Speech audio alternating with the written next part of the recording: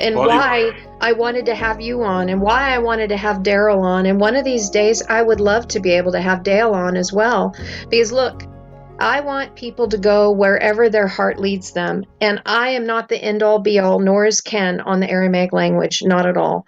We've only had a 6-year, going on 7-year journey on this. I want to have people go where spirit leads them. And I want people to hear what you have to say. I want people to hear what Daryl has to say. So we need to keep encouraging him to open up a YouTube channel, because it was cruddy that our connection was so bad, but yeah. his heart's right there as well. And to be able Well, to create a culture where we're coming together and sharing these things, I that's know what, it's I know it's intimidating to many. yeah, It was for me at first. But that's back to forgiveness. You need to forgive yourself of that. yeah, That scandalone in Greek, that bait stick. yeah, That's all that is. yeah, It's an offense that needs to be removed. It's a timber yeah, in your eye, needs to be removed. yeah, And if everyone just has the understanding that that you'll discover that the language is vibratory, so sweet and gentle and loving, that if you'll just let it show you what it will show you, and just go with it. Just that's once you're cured of that thought form, that egregon that I call it, that Jesus actually, I can't believe I'm going to do this. We're trying to get off of here, but it's um, okay. that Jesus said, they're gonna put my body up on a tree, just as Moses put an idol up on a tree in the desert and created an egregon, a thought form, that some idol on a tree saved you. Just as Moses did that, they're going to put my body up on a tree and do the same thing, draw all men to it. However, I'm teaching you that the way of the Father, the gate and the way to the Father is narrow, and few will find it. That's right. That's right. He was simply prophesying what was coming in Rome a few hundred years later, and how they would install that thought form and the indoctrination to go with it. Just like Exodus, you're setting me off now. Just like Exodus 20, it's no different than Exodus 20:20. Moses says, "What's wrong with y'all? That God is crazy." And we want to go back to the bull, because when that God kicked us out last time, we went to this other God and he's a bull. We want to go back to that one because that one's nuts. In Exodus 20, Moses says, "Chill out. He's just trying to scare you into following the rules." Now that's my redneck translation of Exodus 20:20. I know you're freaking out right now, but don't be afraid. He's just trying to scare you. Jesus was saying the same thing, that they're going to put my body up on the tree, draw all men to it, say, if you don't believe what they say and follow their rules, you're going to be roasted like a marshmallow. Exactly. And so I hate to start down on the rabbit trail, but the good news is our AD 70 moment is here. And for those that people don't know what, if you don't know what that was the destruction of the temple, of the system, and that of really where Judaism was at in that moment, from coming back from the Babylonian exile, and a whole new religious system that had been created. It was destroyed. Yep. And it couldn't be resurrected because they destroyed all the bloodlines, all the documentation, all the history, everything. It could not be resurrected. And that AD 70 moment, what's really interesting in that moment historically is that there was a moment in the siege when Titus, the Roman general, who I actually believe the character Paul in the New Testament is a combination of Titus and Josephus, but that's a whole nother podcast. But And during the siege, Titus allowed the followers of the way that were left, that hadn't already been killed, to leave. And they went atop Mount Pella and watched the destruction.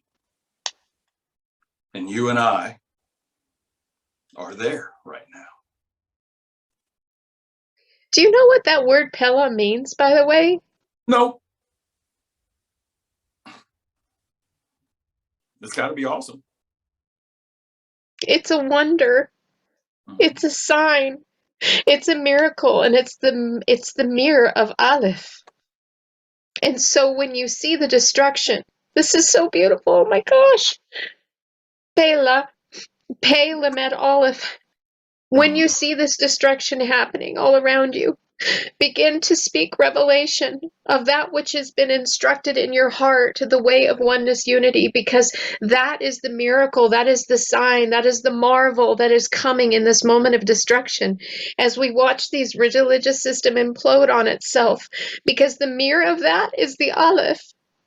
The mirror of that these religious structures that are coming down is for us to see that we're entering into oneness unity. And everything we're breaking that mirror. And everything that's happening outside of you is happening inside of you. That's right. And so all of these systems have to come down, because out of the ashes, the phoenix will rise. Those who are the burning ones, who are the sign and the wonder, that watched the destruction and knew what this meant as a monumental moment, that oneness unity was going to emerge from those ashes.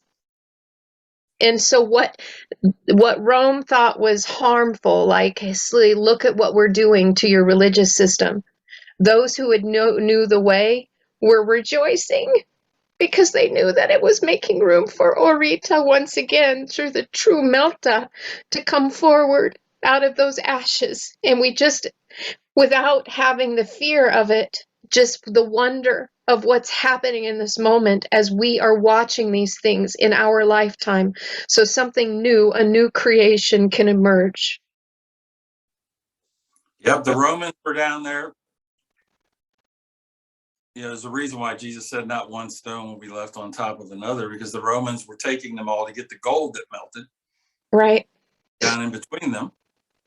And while the Romans were busy digging up the gold to Nemosa, everyone else was on Mount Pella. Exactly. And that's where we are. So that's right. Oh, wow. An amazing time. It is an amazing time, and I'm so glad to be a part of it. I'm so glad that we are here. I'm so glad you and I are having this conversation this morning. I have been so blessed. I've been so blessed, and I look forward to having people come to your YouTube channel, because you have so much to share, and I know you have a strong Facebook presence, but I'd like to see an increased level of presence on your YouTube channel so that people can hear what you're saying. I get into the minutia of the letters, and my husband and you speak from the place of the heart. And between the two, between both of these, and when we can get Daryl online and get people over to Dale Hoffman's work, we are watching this destruction together, and we're not in it alone, because this new creation has to rise. So thank you for doing what you have done. And I will put a link in the description box when we put this up. I am going to put it in bite-sized pieces too, because I don't want people to miss all these beautiful nuggets that you shared this morning. And I appreciate your time. That's why I try to do 10 to 15 minutes, especially in the Sunday coffee, because I know. I get it. Well, thanks for having me. Thanks.